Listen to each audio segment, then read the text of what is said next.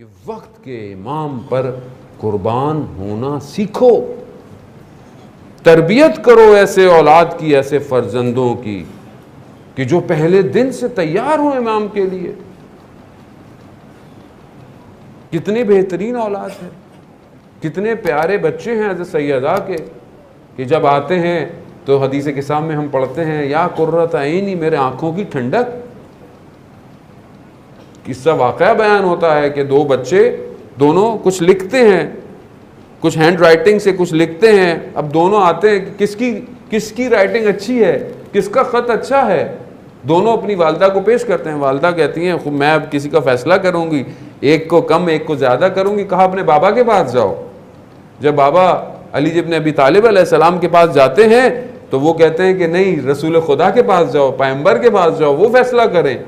جب رسول خدا کے پاس پہنچتے ہیں تو رسول خدا سوچتے ہیں کہ میں کیا جواب دوں، تو حضرت جبرائیل آتے ہیں اور پیغام پہنچاتے ہیں پروردگار کا کہ فاطمہ کو کہو کہ ان دونوں کے درمیان فیصلہ کریں کون کس نے اچھا لکھا ہے۔ جب دوبارہ حضرت سیدہ کے پاس آتے ہیں تو بی بی اپنا جو موتیوں کا ہار ہے اس کو توڑتی ہیں اور دانوں کو بکھیر دیتی ہیں۔ کہا جو زیادہ دانے اٹھائے گا وہی اس کمپٹیشن میں جیت گیا، لیکن جب دونوں دانوں کو اٹھاتے ہیں تو دونوں ایکول ہوتے ہیں، یعنی دونوں برابر ہیں۔ یہ تربیت ہے حضرت سیدہ کی اپنی اولاد کے لیے۔ اور ہم کیا کرتے ہیں؟ جب کسی کے سامنے بیٹھے ہوں، یہ میرا بیٹا، یہ میری بیٹی بہت نکمی ہے نا، ایسے نہیں کرتی ہے، فلانی بیٹی میری اچھی ہے، فلانا میرا بچہ بہت اچھا ہے، اس کے اندر وائے ہم لوگوں کے سامنے کیوں کر رہے ہیں؟ شاید اس کے اندر کوئی خصوصیت چھپی ہوئی ہو، ہم لوگوں کے سامنے اس کو اور ڈی موٹیویٹ کر رہے ہیں۔ بعض اوقات ہمارا ایک جملہ بچے کی تربیت کو برباد کر دیتا ہے، ایک جملہ، ہم اس کو انڈرسٹینڈ نہیں کر سکتے، مگر ایک جملہ بچے کو با تربیت کر سکتا ہے۔ وہ میتھس کا جو بہت بڑا میتھمیٹیشین ہے وہ خود بتاتا ہے کہ میں کلاس میں میتھس میں بالکل ڈن تھا، میرے باقی سبجیکٹ میں نمبر بہت اچھے آتے تھے مگر میرے میتھس میں نمبر ہمیشہ برے، اتنا کہ وہ تھک گئے اور انہوں نے میری مدر کو بھیجا کہ سب کچھ لکھا اور میتھس میں میرے کم تھے، لیکن کہا میری ماں نے مجھے بتایا نہیں۔ انہوں نے جب رپورٹ کارڈ دیکھی تو آنسو آئے، رونے لگ گئیں۔ کہا آپ کیوں رو رہی ہیں؟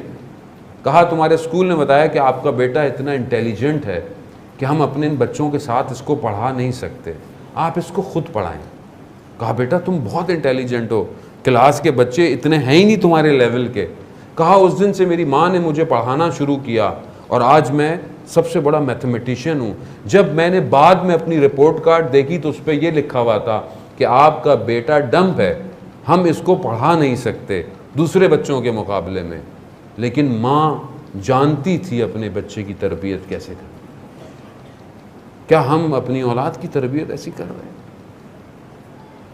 ہم تو بڑے آرام سے کہتے ہیں تو نکما ہے، کچھ نہیں کرے گا، کچھ نہیں کر سکتا۔ کیسے کچھ نہیں کر سکتا؟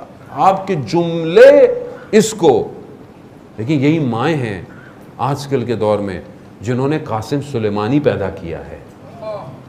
مائیں ہیں نا، کہاں سے آئے یہ بچے، کیسے پیدا ہو گئے یہ بچے کہ ایک شخص کتنے لوگوں کے دلوں کو ہلا سکتا ہے، ایک شخص۔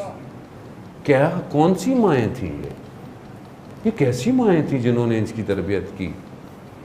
اسی لیے اسلام بیان کرتا ہے، رسول خدا بیان کرتے ہیں کہ جو خاتون گھر کے اندر اپنے بچوں کی تربیت، اپنے شوہر کا کام کرے وہ جنتی ہے۔ خاتون اپنے آپ کو یہ نہ سمجھے کہ وہ گھر میں کام کر رہی ہے، اس کا بہترین کام ہے اولاد کی تربیت کرنا، شوہر کی خدمت کرنا، شوہر کے لیے تابعیت کرنا۔ کیوں؟ کیونکہ وہ ایسے گوہر پیدا کر سکتی ہے جس کی امام کو ضرورت ہے۔ یہ بہترین عبادت ہے۔ دنیا کہتی ہے نہیں، بے شک کام کرنا بری بات نہیں ہے، لیکن اصل ہدف خاتون کا کیا ہے؟ اولاد کی تربیت اور گھر کی مینجمنٹ۔ یہی وجہ تھی جب شادی ہوئی تو رسول خدا نے مولا کائنات حضرت سیدہ میں کاموں کو تقسیم کیا۔ کہا علی آپ کا کام باہر کا ہے اور سیدہ کا کام گھر کا ہے۔ تو بیوی خوشحال ہو گئی کہ بابا کتنی بہترین تقسیم ہے یہ. اس کا یہ مطلب نہیں کہ شوہر گھر میں اپنی بیوی کی خدمت نہ کریں یا مدد نہ کریں، کام نہ کریں. خوب اس کے لیے بھی روایات ہیں کہ ابھی ٹائم نہیں ہے کہ میں اس کی طرف ایمفیسائز کروں. لیکن خاتون کا اصل بیسک کام، اس لیے کہتے ہیں جب آپ شادی کے لیے لڑکی کو ڈھونڈیں تو اس کے ظاہر کو نہ دیکھیں، اس کی اپنی تربیت کو دیکھیں. کیوں؟ کیونکہ وہ صرف آپ کی زوجہ نہیں ہوگی بلکہ آپ کی آنے والی نسل کی ماں ہے.